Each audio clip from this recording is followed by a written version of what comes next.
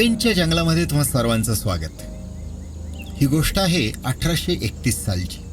मध्य प्रदेशातल्या सिवनी जिल्ह्यामध्ये शांताबावडी गावाजवळ जंगलात लांडग्यांच्या कळपात ब्रिटिश अधिकाऱ्याला एक मुलगा दिसला. त्यावेळी तो मुलगा लांडग्यांसोबत होता. त्याला पाहून हा अधिकारी हादरून गेला, कारण त्याने पाहिलं तेव्हा तो मुलगा अतिशय चपळाईने पळायचा. एवढंच नाही तर माणसांसारखा 2 पायांवर न चालता हातापायांचा उपयोग करून हा लांडग्यांसारखं वेगानं पळायचा. या मुलाला त्यांनी धरलं आणि शिवणीत आणलं. त्याची रवानगी खासगी पिंजऱ्यात केली गेली, कारण तो पूर्णपणे वन्य प्राण्यांसारखा वागत होता. कधी तो माणसांवर धावून जायचा तर कधी चावायचा प्रयत्न करायचा. तो वन्य प्राण्यांसारखा कच्चं मांस खायचा तर कधी जिभेने भराभर पाणी प्यायचा. त्याच्या या सवयी, लकबी, वागणूक हुबेहूब लांडग्यांप्रमाणेच होत्या. याचा अर्थ तो लांडग्यांबरोबर कधीतरी राहिला असावा. पुढे याच सर्व गोष्टी सर विल्यम हेनरी स्लीमन नावाच्या माणसाने बातमीरूपी वृत्तपत्रातून छापून आणल्या आणि याच बातमीचा आधार घेऊन जगातील एका अजरामर अशा पुस्तकाचा जन्म झाला. ते पुस्तक म्हणजे जंगल बुक. यातल्या मोगलीचे जन्मस्थान म्हणजे हे पेंचचं जंगल. हे जंगल पाहायला आम्ही गेलो आणि तिथल्या उंच सखल टेकड्यांची निसर्गाची बाग पाहून एकदम हरवून गेलो. तिथे केलेल्या शिकारीचं खाद्य आपल्या बछड्यांना घेऊन चाललेली वाघिणीतील एक आई बारस वाघीण पाहिली. तिचं मोहक दर्शन दिलखुश करून गेलं. आज या व्हिडिओमधून मी तुम्हाला मध्य प्रदेश आणि महाराष्ट्राच्या पेंचच्या जंगलातील संपूर्ण माहिती देणार आहे. त्याचबरोबर मोगलीच्या जंगल बुकचाही आपण मागोवा घेणार आहोत. त्याचबरोबर इथे काय यावं, कसं यावं, काय सुविधा आहेत, कसं आहे हे जंगल, अशा प्रकारची उत्तरं तुम्हाला मिळतीलच. पण त्याचबरोबर घनदाट जंगलातील समृद्ध असं वन्य प्राणी आणि पक्षी जीवन अतिशय जवळून पाहायला मिळेल. तेव्हा रिलॅक्स बसा, आपला TV आणि मोबाईल 4K मोडवर घ्या आणि माझ्याबरोबर या जंगलाची मस्त अशी सफारी करा.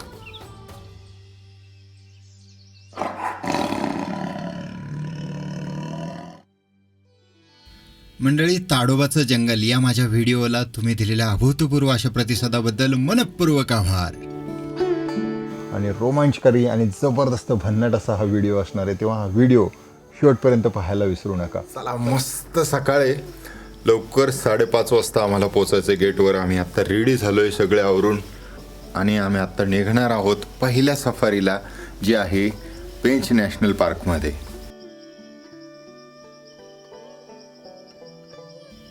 प्रसन्न सकाळच्या 5:15 वाजता आम्हाला रिसॉर्टमधून जिप्सीने पिक करून टुरिया गेटवरती आणून सोडलं. त्यावेळी चहा आणि इतर गोष्टींची छोटीशी दुकानं उघडी दिसली.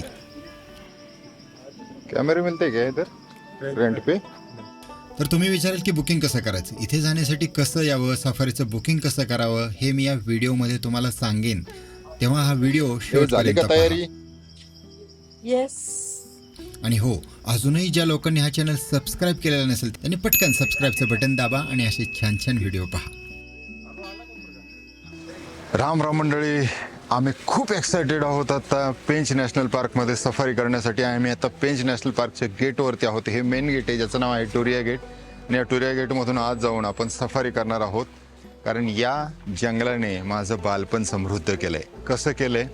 रुडयार्ड किपलिंग नावाचा एक महान लेखक होऊन गेला, ज्याला नोबेल पारितोषिक आहे त्याच्या लेखनासाठी. आणि त्याने जंगल बुक 1 आणि 2 ही 2 पुस्तकं लिहिली, जी अजरामर झाली.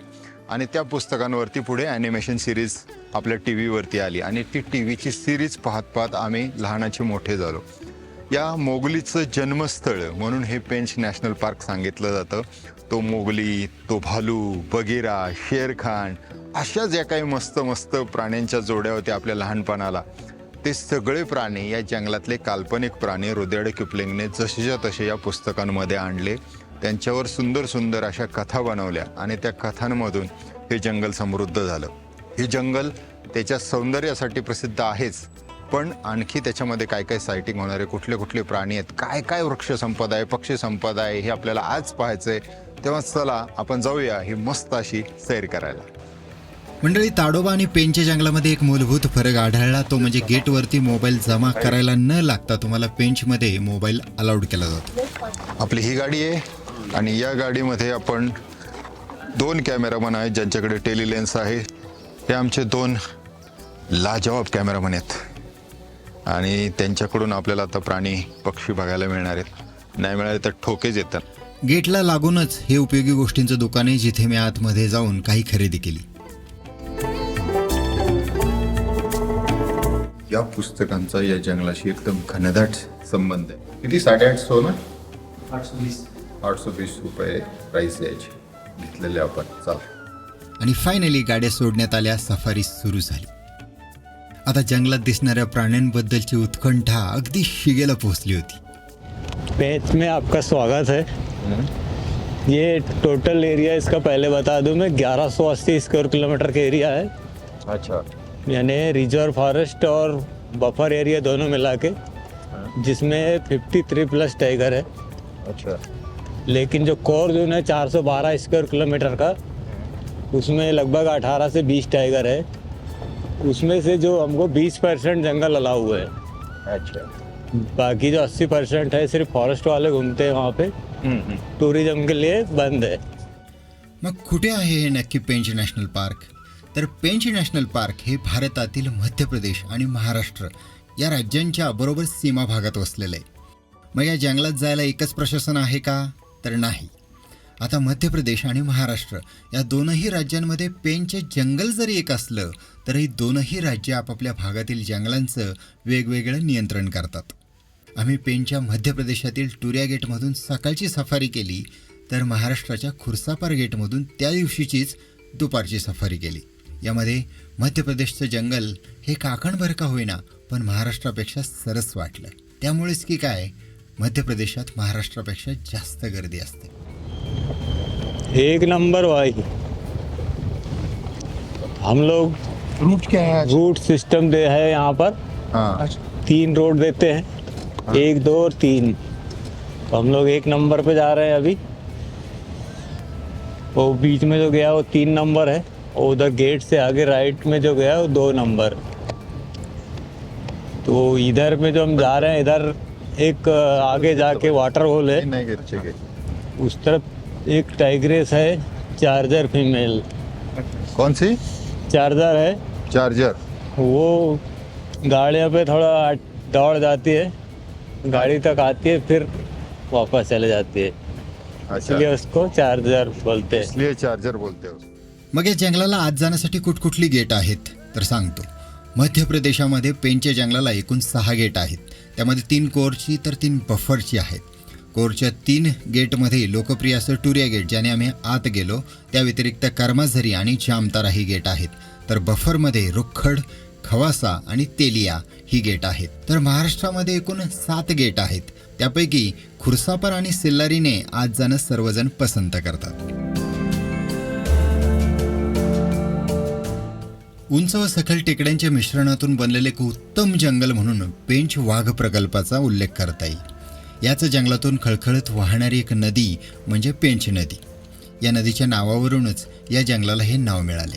नाहीतर याचं नाव प्रियदर्शनी इंदिरा पार्क असं आहे.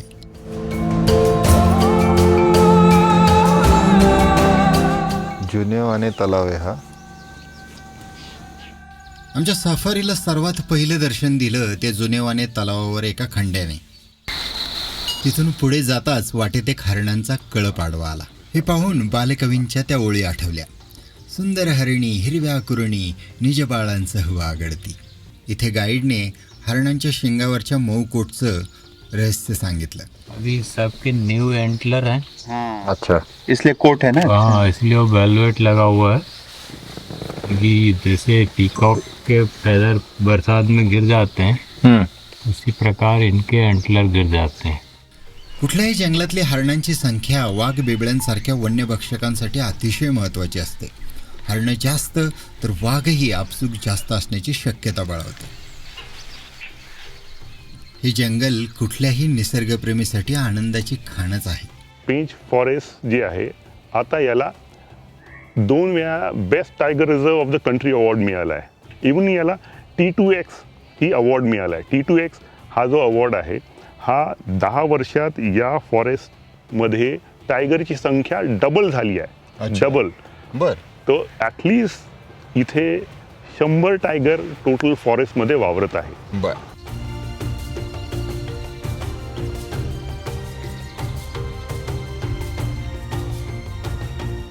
आम्ही आत येऊन जंगल पाहू लागलो तेव्हा जंगल नुकतंच जागं झालं होतं. फारसा उजेड नव्हता, पण इथले पहाट होतानाचे मधुर आवाज मात्र सगळीकडे उमटत होते. गाडी चालू असताना झाडांमागच्या दूर क्षितिजावर सूर्याची लाली दिसली.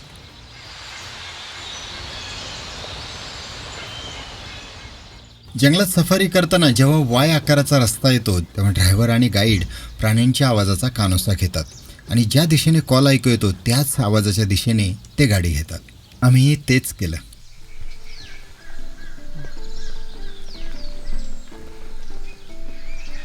पुढे आम्हाला तोतलाडोह तलावाच्या काठी वनविभागाचा पाळलेला हत्ती दिसला.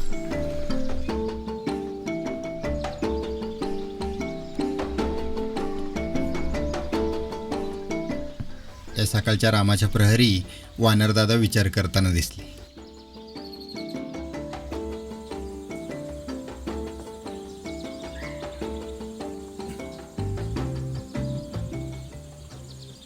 इथल्या पुढच्या झाडावर गरुड वरती बसलेला दिसला.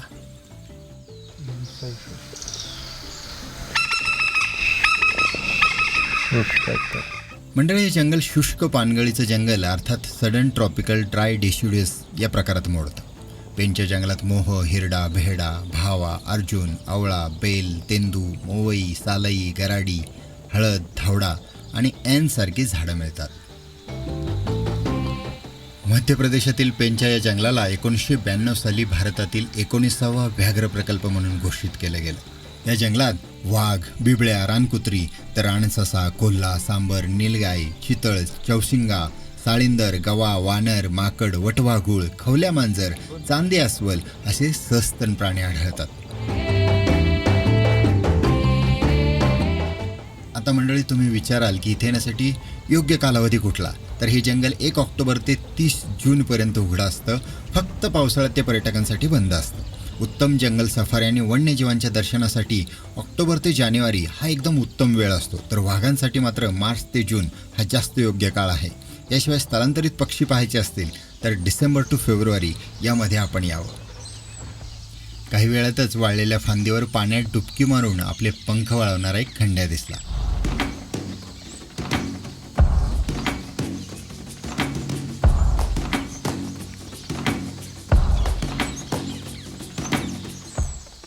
इथल्या जंगलात पक्षी निरीक्षणाची एक वेगळीच मौज आहे.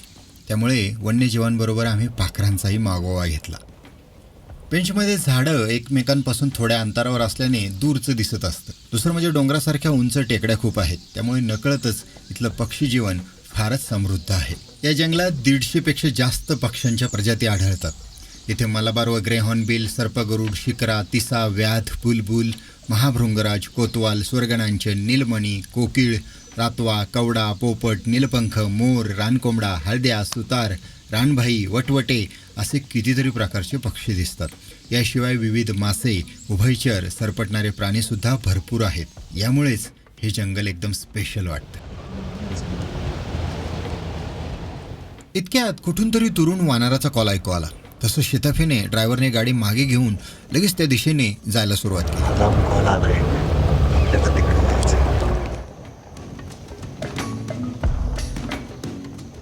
या जंगलात पाण्याच्या डोहांची, तलावांची कमतरता नाही.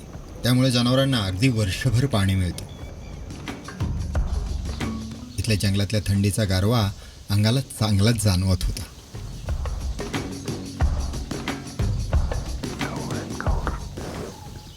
रानगावा हा एक महाकाय प्राणी असतो. या रानगाव्यांना डोंगराळ, खडकाळ भाग वास्तवाला आवडतो.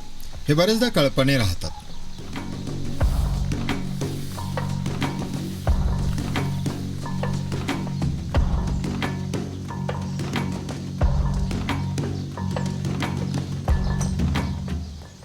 पुढे पाहिलं की वानरं एकदम शांत बसली होती.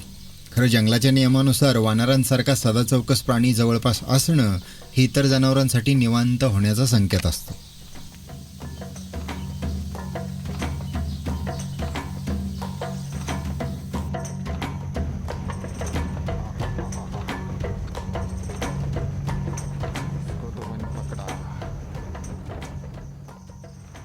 वाघ असल्याचे 2-3 संकेत मिळून त्या दिशेने गाडी दामटूनही हाती काय फारसं लागलं नव्हतं. वेळ मात्र सरत चालला होता.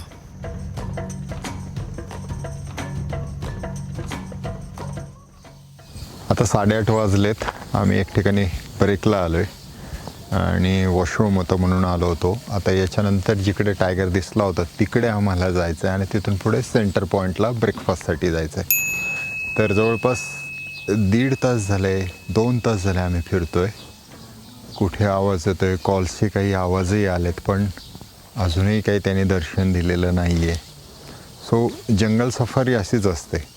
पण या थंडीच्या दिवसांमध्ये या मोठमोठ्या झाडांमधून फिरताना गोल्डन सोनेरी सूर्यप्रकाश पाहताना एकदम सुंदर वाटतंय.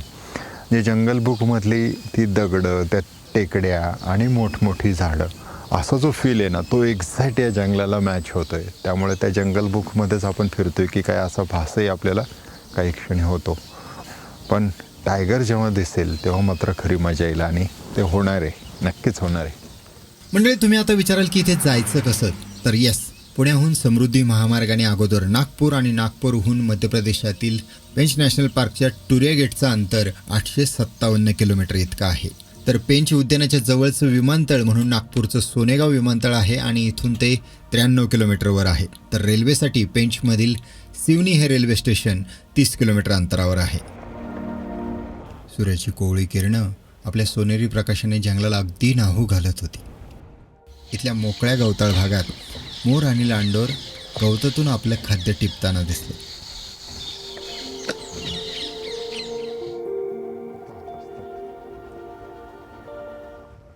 मग कॉल ऐकू आल्यावर काही जिप्सीवाले तिथे थांबून राहतात की हे जनावर झुडपातून बाहेर येणे आणि आपल्याला दर्शन देईल.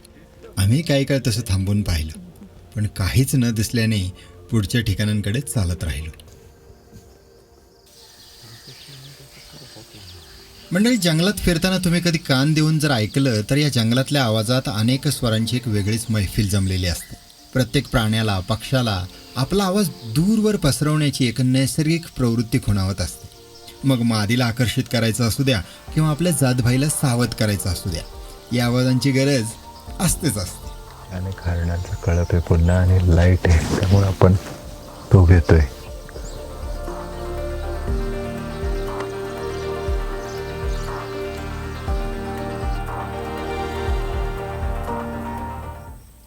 इथल्या झाडीत एक लाजळू सांबर डिअर दिसलं.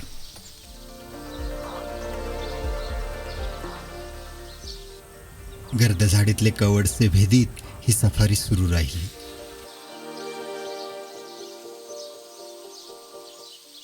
आता मध्यवर्ती भागात वनविभागाच्या वस्तीजवळ कोल्होबा आपलं सावज शोधताना दिसले.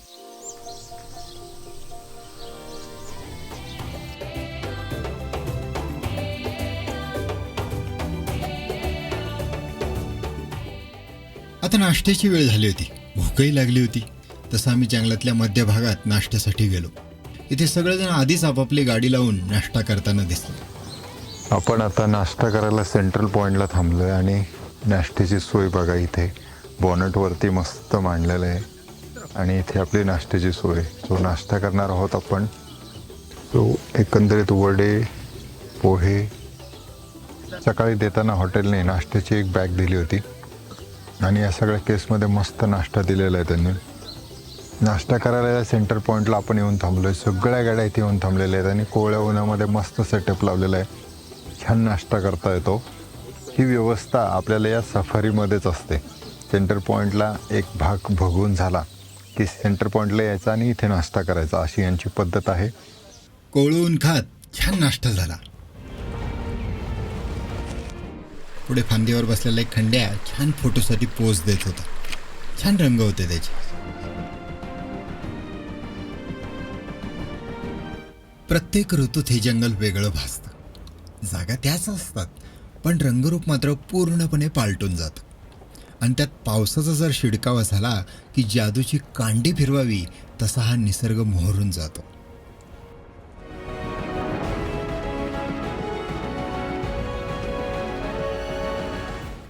या झाडाच्या डोलीत घुबडांची जोडी दिसली.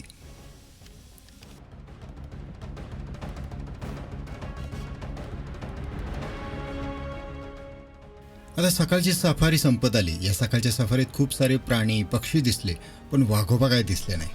आता दुपारच्या सफारीसाठी आम्ही प्रचंड आशा बाळगून होतो. सफारी संपून गेटवर आलो. जिप्सीने आम्हाला रिसॉर्टवरती सोडलं. जंगल जंगल बाग चली है, ये मुलगी चली है. आमचा टेंट आहे. या टेंटमध्ये आता फ्रेश होणार आणि मग आम्ही दुपारी लंच करून दुसऱ्या सफारीला जाणार आहे. सो चला मंडळी, आमची निघायची वेळ झालेली. आता दुपारची सफारी करायची आपल्याला. सामानावरून आम्ही आता निघतोय, गाडीमध्ये टाकणार आहोत आणि आता खुर्सापारच्या गेटला जाऊन आता सेकंड सफारी करायची. या पेंच जंगल कॅम्प रिसॉर्टपासून 19 किलोमीटर अंतरावर महाराष्ट्रात असणाऱ्या खुर्सापार गेटला आम्ही पोहोचलो. तिथलं बुकिंग आम्ही आधीच केलं होतं. पुन्हा एकदा सफारी सुरू झाली.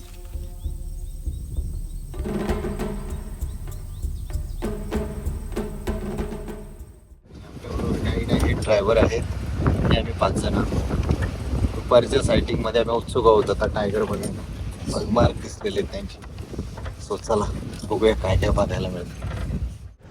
पेंच टाइगर रिजर्व में आपका स्वागत है. खुर्सापार जोन में हम लोग सफारी करने जा रहे हैं अभी. अपने यहाँ पे 10 से 12 की टाइगर काउंटिंग है.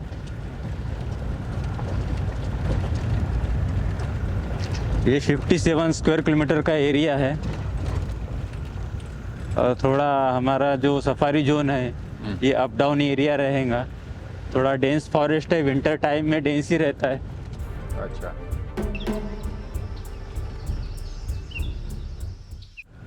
और एनिमल्स की स्पेसिस 56 है यहाँ पे. बर. लेपर्ड आहेत. हाँ लेपर्ड है ना सर. अच्छा. इतक्यात फ्रेश असे पगमार्क दिसले. मेल टाइगर के मेल टाइगर है. इस तरफ गए. खोलने घे. हाँ. येस. पगमार्क आहेत, पायाचे निशाण आहेत, सकाळचे असावेत. आणि इकडे टायगर गेलेला आहे तो.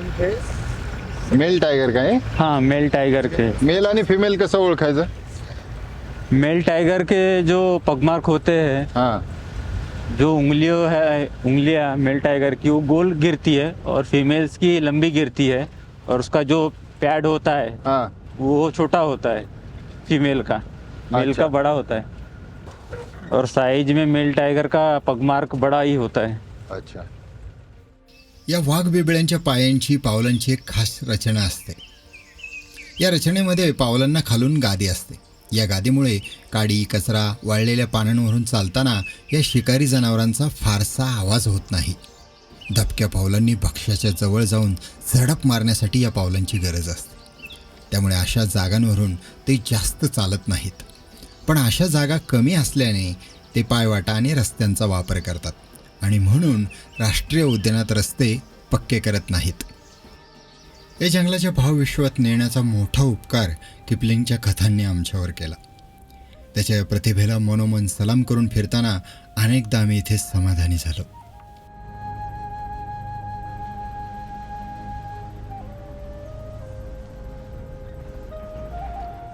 त्या रुदार्ड किपलिंगच्या जंगल बुकच्या हंटिंग सॉंग ऑफ सिवनीपॅक या कथेतून या पुस्तकाची पार्श्वभूमी पेंचच जंगल असल्याचं एकदम पक्का होतं. या महान लेखकाला 1907 साली उत्तम साहित्यासाठी पुढे नोबेल पारितोषिक मिळालं. या जंगलात फिरताना हा रुडयार्ड किपलिंग कधीतरी इथे भटकलाय आणि त्याचं निरीक्षण किती सखोल आहे याची प्रचिती आपल्याला हे जंगल पाहताना येते. किती गाड्या सुटतात इथून या गेटवरून? यहाँ पे 22 ऑनलाइन है सर. 22. हाँ सर. और बंद कौन से दिन रहता है? ये मंगल के दिन रहता है सर. अच्छा. दोनों सफारी नहीं होती का मंगलवार? हाँ दोनों सफारी बंद रहती है.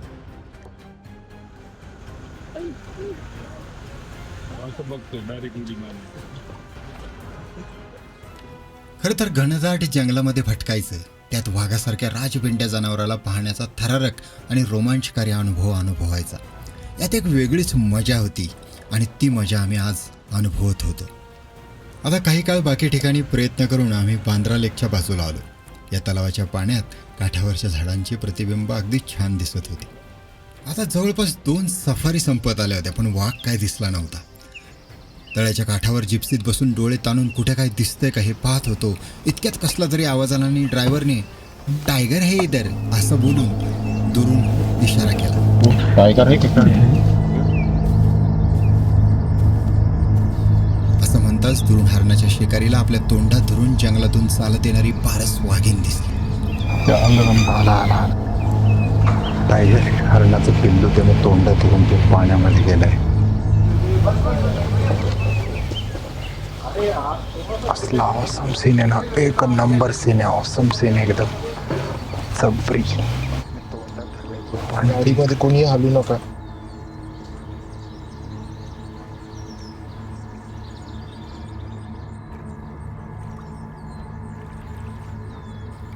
ही लोकप्रिय वाघीण दुर्गाची मुलगी. हे अनेक वर्षापासून खुर्सापार भागात जास्त आढळते. तिचा वावर अगदीच सहज होता.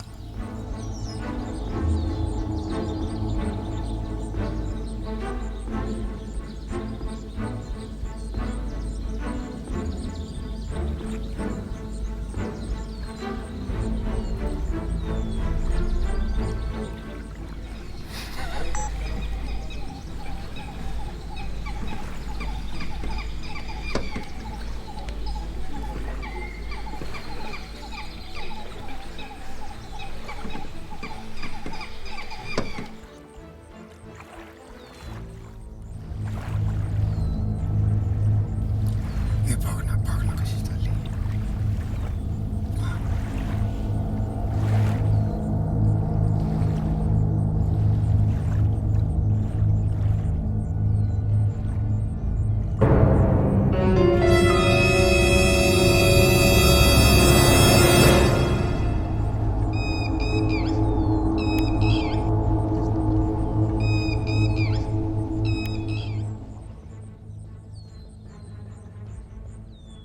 चलते हम पीछे पीछे जाने दे. हो. जाऊ दे, घे तू घे. जाने दे जाने दे जाने जाने दो जाने दो वहाँ ही जहाँ लगी थी गाड़ी अपनी वहाँ लगाओ. सीधी जाने दे, रिवर्स ही जाने मागे दे. घेतोय कारण तो मागे इकडे यायला. इधर इधर इधर इधर. नाही थांब. ठीक आहे रुको. सगळ्या गाड्या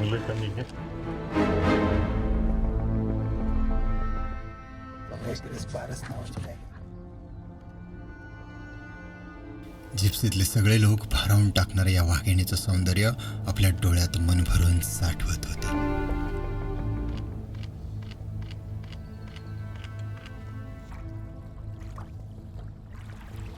बस खेळवानी एक नंबर सीन बारस टायगरेसचा आमच्याकडे बघते. त्याने क्षणभर थांबून सगळ्यांकडे पाहिलं आणि मग पुढे चालती झाली.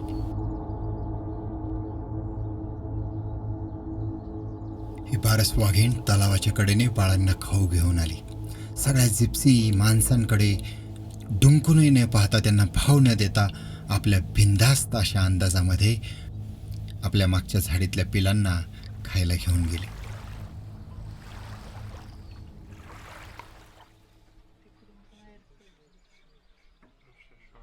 नंतर आमचा गाईड तिच्या पिलांबद्दल माहिती देऊ लागला. फर्स्ट लीटर में B1 B2 थे. हाँ. तो जो B1 है एरिया छोड़ के चली गई वो. B2 जो है अपनी माँ की टेरिटरी में अपनी टेरिटरी बना ली है उसने. सेकंड लीटर में 3 बच्चे थे, तीनों को मेल टाइगर ने मार दिया था. तो ये तीसरा लीटर है, इसमें भी 3 बच्चे हैं उसके. दिमाखात निघून गेली. मस्त होतं ते पाहायला मिळालं. ऑसम पैसा वसूल प्रकार होता. जंगलामध्ये अशा प्रकारची गोष्ट पाहायला मिळणं खरंच नशिबाचा भाग आहे आणि माझे नशीब कमवले आम्ही. एक नंबर मजा आली. ती परत येईल आणि दर्शन देईल असं वाटलं म्हणून थांबलो, पण तसं काही घडलं नाही. बघायला चाललं दुसरीकडे काय दिसतंय का, काय स्पॉटिंग होतं काही पाहायला चाललंय. कोंडी भाषा बोलतात ते सगळे.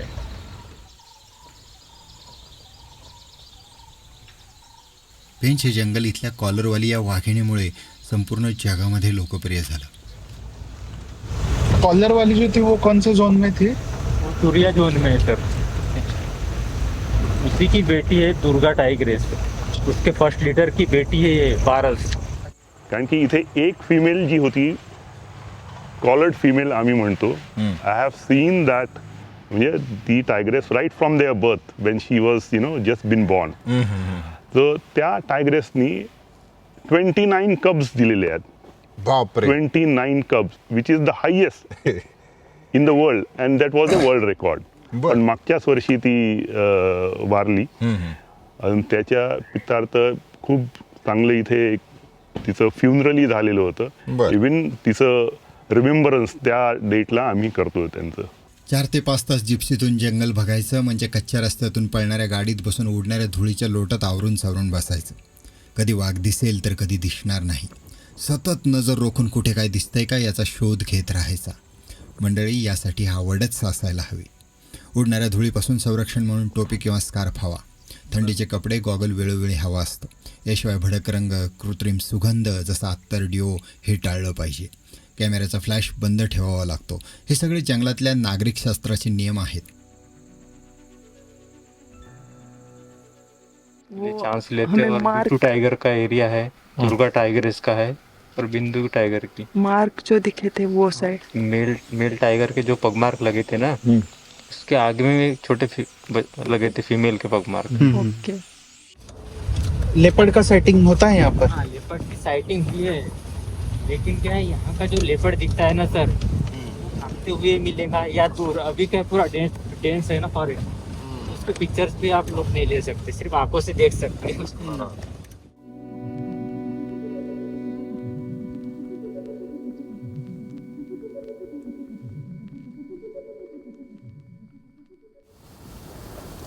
एक मोठं गव आहे, खूप सॉलिड आहे. बारसला तोंडामध्ये पकडलेल्या शिकारीसह पाहिल्याचा आनंद सगळ्यांच्या चेहऱ्यावरती ओसंडून वाहत होता. आता आम्ही खऱ्या अर्थाने समाधानी होतो.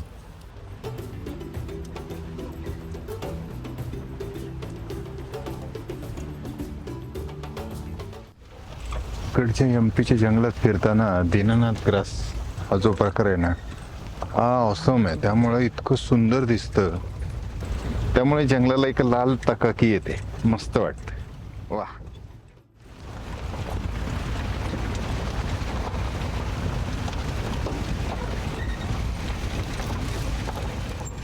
नवीन आहेत काय? हाँ फ्रेश है ये. पगमार्क्स दिसलेत आता. त्या एरियाने आपण चाललोय. बरोबर फ्रेश पगमार्क आहेत एकदम. तो एरिया आपण बघायचा राजा टायगर आणि दुर्गा टायग्रेसचा एरिया आहे हा. जसा अंधार दाटू लागला तसे वाघांचे पुन्हा एकदा आवाज ऐकू यायला लागले, कारण रात्री ते ॲक्टिव्ह होत असतात. थांबून आपण कॉल ऐकतोय. कॉल ऐकायचे आणि मग त्याच्या दिशेने जायचं, असा प्रकार आहे हा. लेपर्ड के साथ बच्चे थे. बच्चे भी थे. उधर आगे नहीं लगे, यहीं तक लगे. सॉलिड शॉट मिस केलाय. लेपर्ड आणि त्याची बाळं, कांट इमॅजिन.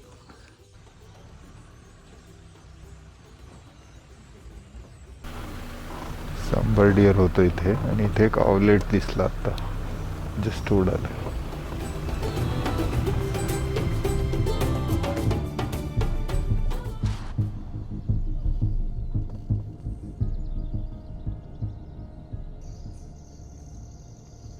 म्हणजे आपल्याला जंगलप्रेमींकडून कळतं की 19व्या शतकामध्ये जवळपास 1 लाख वाघ भारतामध्ये होते. पण जशी माणसांची लोकसंख्या वाढली तशी त्यांची कमी होऊन अगदी 2,500-3 हजारावर येऊन टेकली. कारण एकेकाळी हा शिकारीचा शाही खेळ होता. पुढे 1972मध्ये वाईल्ड लाईफ प्रोटेक्शन ॲक्ट आला. 1973मध्ये प्रोजेक्ट टायगर आला. तरी पण अवैध शिकारी आणि इतर मार्गांनी होणारी वाघांची कमी संख्या हा प्रचंड चिंतेचा विषय ठरला. मंडळी, आज हे वाघ आपल्या अस्तित्वाची लढाई लढत आहेत. मंडळी, वाघांना वाचवणं ही काळाची गरज आहे. आज हे प्राणी, हे वन्यजीव इथे मुक्त संचार करत आहे, कारण वन खातं त्यांच्यासाठी उत्तम संरक्षण व्यवस्था राखताना दिसतं. इथे रात्रंदिवस उत्तम दर्जाचे वनाधिकारी, वनकर्मचाऱ्यांनी त्यांच्या प्रयत्नातून हे वैभव जपलं आहे. त्या सर्वांना सोमनाथ नागोडे चॅनलतर्फे मानाचा मुजरा.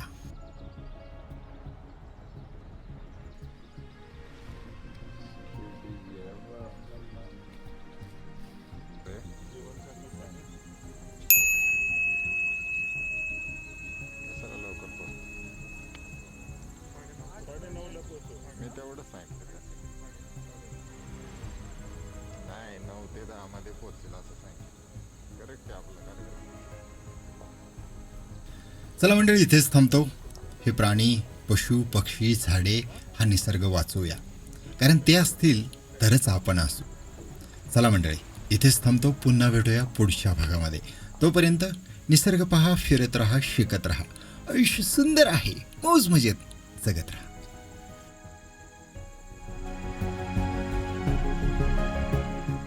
आता इथे जाण्यासाठी बुकिंग कसं करायचं, तर प्रथम ही वेबसाईट ओपन करा. तुम्हाला असं दिसेल.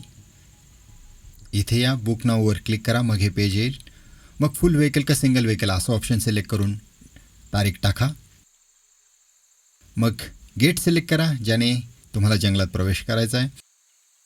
आणि शेवटी मॉर्निंग की इव्हिनिंग सफारी हवी आहे ते कन्फर्म करा. आणि मग तो तुमचा ईमेल आणि इतर माहिती विचारेल. त्यानंतर चार्जेस भरून तुमचं बुकिंग कन्फर्म होईल.